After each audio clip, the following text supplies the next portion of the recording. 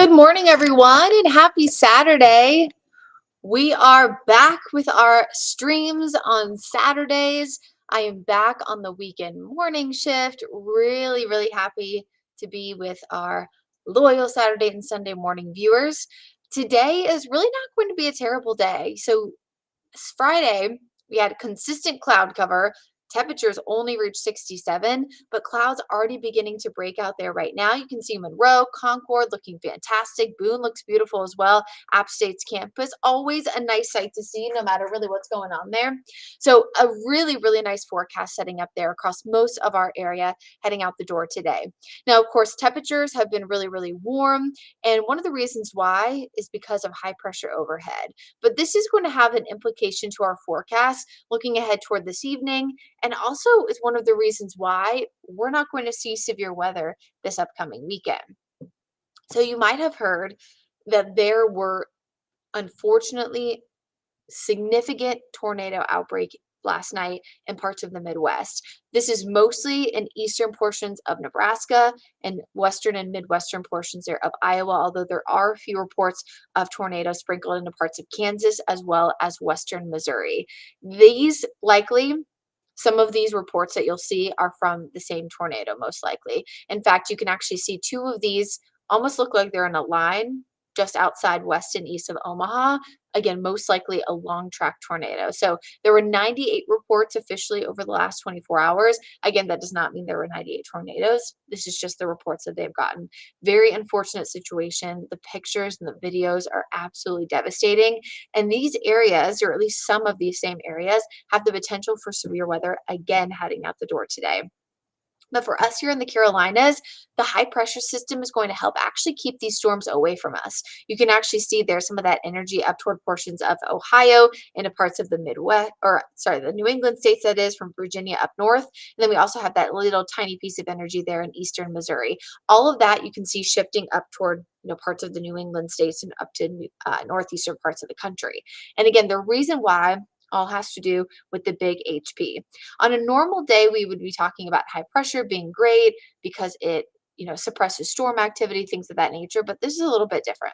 So in a normal setup, when for a rainfall pattern this time of year, you have all this warm and moist air coming in from the south, the Gulf of Mexico, and even parts of the Gulf Stream.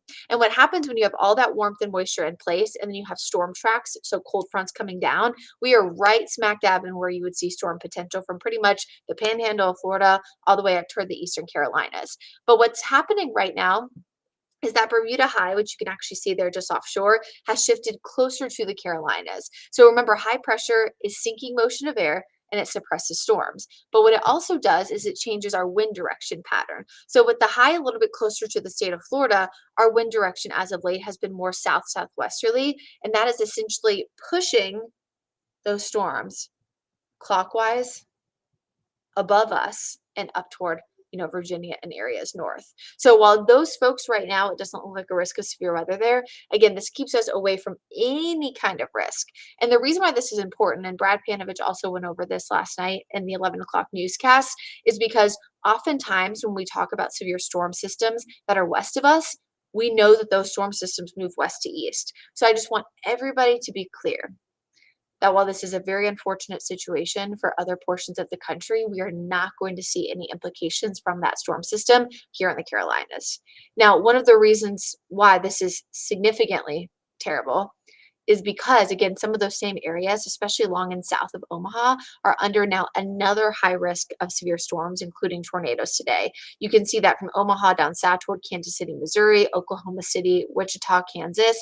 And as we zoom out here, you can actually see it's a wide swath of area. The red is just the highest risk. So a very sad situation. I know I'm speaking for myself, but I'll be watching the coverage. Thoughts and prayers with folks out there. Unfortunately, you cannot control the weather. And so all you can do is do your best to forecast and let people know ahead of time. And hopefully, because this is part of Tornado Alley, a lot of people have, storm shelters, things like that. If you have friends and family in these areas that weren't impacted yesterday but might be impacted today, I'd go ahead and shoot them a text, give them a call, and make sure that they are aware and they have multiple ways to get warnings. A NOAA weather radio, a local TV station's weather app, text messages from the National Weather Service, the WEAs, the wireless emergency alerts on their phone. Some of those can be turned off, so just make sure all of those things are turned on.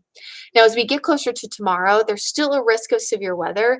It's just a little bit lower, but it's again kind of for the same exact areas from southern Iowa down toward Arkansas, Missouri, eastern parts of Oklahoma, and eastern parts too of Texas. So again, while we can be thankful that it's not us here in the Carolinas, we do still want to keep in mind that this is impacting a large swath of people across the country. So again, friends, family, close relatives, anybody, please let them know.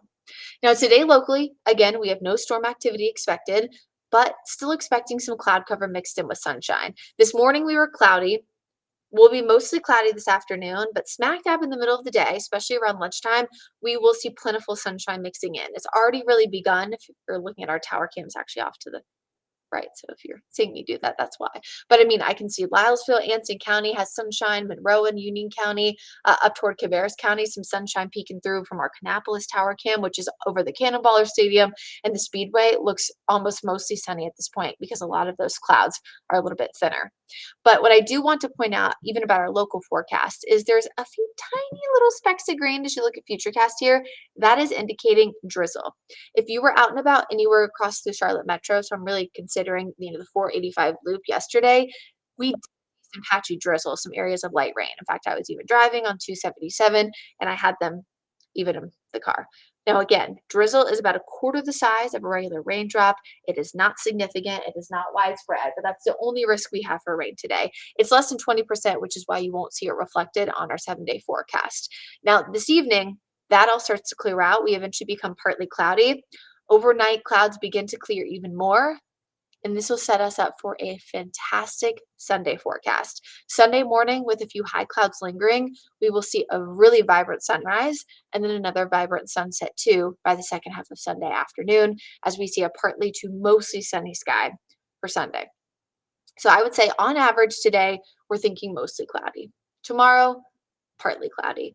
But today's temperatures are also going to be a big story. I mentioned at the beginning of this stream, we only hit 67 yesterday. Today we're targeting around 78. So this is pretty close to, if not slightly above average for this time of year. Then tomorrow, the 80s are back. And I'm not talking about big hairstyles and awesome neon clothes, although my hair sometimes looks like I should have been, alive then with my big curly hair. But 81 degrees is the forecast high temperature. Now, if you like those 80-degree temps, I have some good news. We have even more nice, warm weather in the forecast for the upcoming week. My pick of the week right now is looking like it's going to be Monday because of sunshine, mid-80s, and abundant sunshine at that. Good day to get outside, but make sure, of course, you got the sunscreen on. One thing I also want to point out is that it is April 27th, so the last weekend of April, which means we only have a few days left in our second month of meteorological spring. Last month of meteorological spring will begin on May 1st, but I think this map is really important to see because May 1st, our average high goes to 77. But at the end of May, as we get closer to June, it shoots all the way up to 83. Spring and fall are, of course, those months where we have really big temperature swings because they're the in-between months, between summer and winter. And so May is going to be one I think you'll really, really notice a big change from the beginning of the month versus what we have for the end of the month. And remember, those are averages over a 30-year period. So we are talking long-term averages when we look at, the average high for this time of year, which right now is 76 as of April 27th for a high and around 52 for a low. Now, the next few days, I mentioned, of course, 81 was just kind of the icing on top of the cake, when it came to the warm temperatures. 84 on Monday, sunshine. We're back in the mid to upper 80s by Tuesday, and we have more chances this week to get close to 90 degrees for the first time this year. If you're with us 2 weeks ago, we did see a chance to hit 90 on Thursday. We did not get there. We got to 89, but I think this week we have another good chance to do it. Now, it's not necessarily rare to see 90s, in May, but it is a little bit early regardless of the time period. So, sunshine, abundant Monday. Warmer temperatures by the end of the week. The one other thing I just want to make of note on the 7-day forecast is Tuesday right now. It does look to be our best chance to see some rain and storms in the forecast. This is going to be largely dependent on timing. We have a little trough of low pressure that kind of peels away from the main cold front, which is why you see storms in the forecast, but not actually a cool down because an actual front isn't passing by. So right now, it looks like a low risk for some showers and storms. We'll be keeping a very close eye on it, but right now it does not look like anything severe of that nature. But I'll tell you that even when we are not under an official risk for severe weather, when you have temperatures in the mid 80s and sunshine, you can see those quick pop off thunderstorms that still see gusty winds, even if they're not at that level, and pea-sized hail as well. So we'll keep a close eye on that. Otherwise, dry and quiet Wednesday, Thursday, and then our next chance for rain after that doesn't arrive until the end of the upcoming week. So overall, I don't think it's a bad forecast over the next 7 days. I appreciate everybody who tuned into this live. Hopefully this was helpful, not just for our local forecast, but also talking about what happened yesterday and what will likely happen again today across portions of the Midwest. Please, folks, stay safe, stay weather aware. Remember, that's the most important thing that you can do is being aware of the forecast and knowing when the forecast is potentially going to be bad. So you have those ways to get alerts. You know where your safe place is. The number one thing I go over, with kids and things like that when we do school talks is knowing where their safe place is, whether it's a severe thunderstorm warning or a tornado warning, and also having those ways to get alerts and remembering when thunder roars, move indoors, because that's a typical thing this time of year that if you're outside, you can see lightning or hear thunder, you need to go indoors and stay safe. So I'll leave you with that. Have a happy, healthy, safe, fantastic Saturday. Get outside if you can. 78 degrees, one of the cooler days we'll have this upcoming week. And I will see you back here on WCNC Charlotte, dark and early, at 6 a.m. tomorrow morning with Caitlin Hagwood. I'll see you then.